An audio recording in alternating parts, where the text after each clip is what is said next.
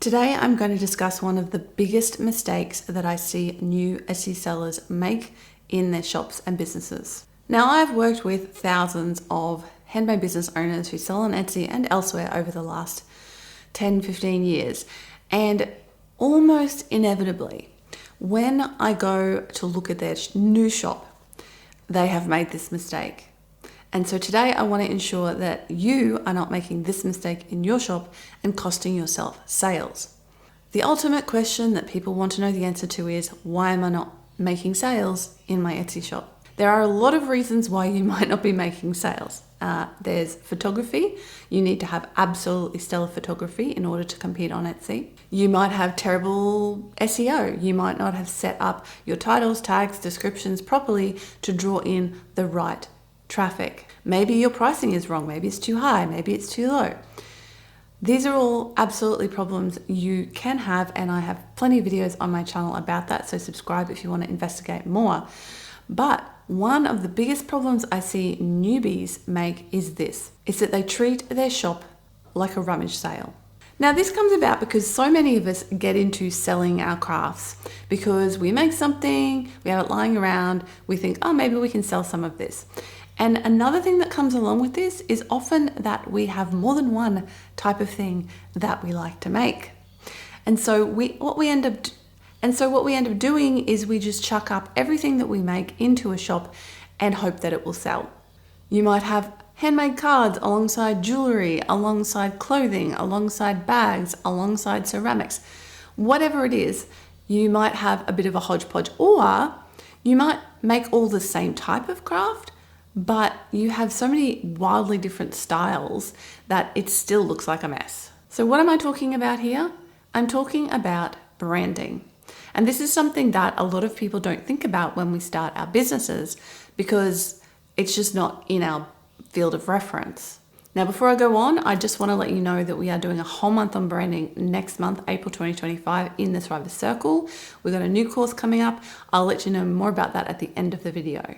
But if you want to join us, head on over to thrivercircle.com. Now, this happens because, of course, we are hobbyists and we're trying to transition into being business owners. Now, to make this obvious and clear, I want to use a quick example. Say you walk into your local op shop or charity shop, whatever you want to call it, where you buy secondhand stuff. Chances are it looks like a bit of a hodgepodge. There's, some clothes over there, some shoes over there, some ceramics, some glassware, there's some books over there. There's a whole bunch of different stuff. And that's fine. Like, that's what you're in for. You're going there to shop secondhand goods. Or imagine going to your nearest rummage sale. You're going to see heaps of different types of things there. But you know what you're getting in for, right? That's why you're going there. Then imagine walking into a nice boutique in your local mall, for example. It's a very different experience because when you walk in there, you get hit with a certain feeling. There's certain colors, there's certain styles, the layout of the shop, the music that's playing. Everything about that shop tells you a story, and that story is their branding. This is the missing piece of the puzzle for so many new handmade business owners, is getting clear on what your business brand is and how you can communicate that to your customer.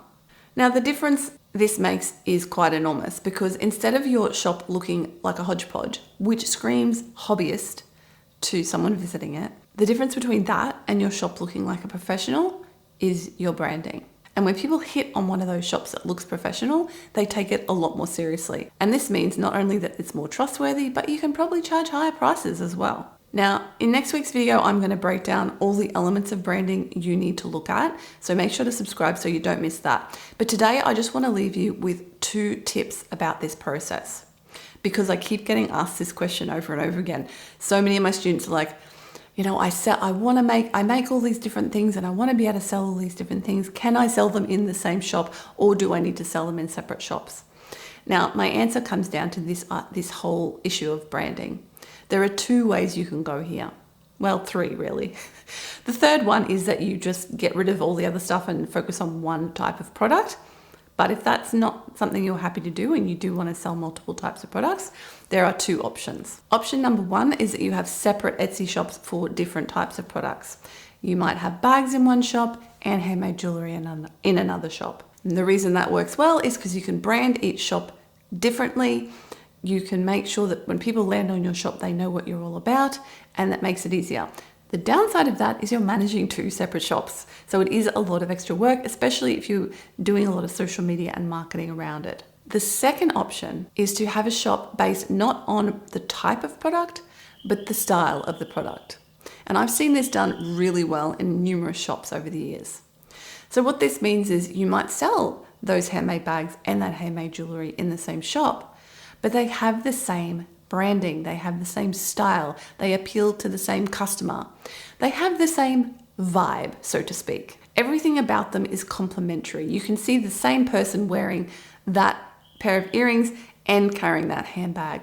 And so when they land on your shop, everything they see appeals to them, even though the types of products are different.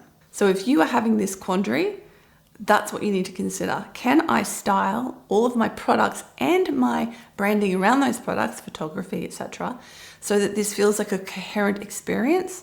Or are my styles too disparate, don't appeal to the same customer, in which case I might need to separate them out? All right, that's it for today. Remember, if you want to join us and learn more about branding in depth with support, come over to the Thriver Circle and sign up before the start of April, when we're going to be starting our new course on branding and talking about branding all throughout the month, including some live coaching calls with me throughout April. I'll catch you next week for the next video on the elements of branding.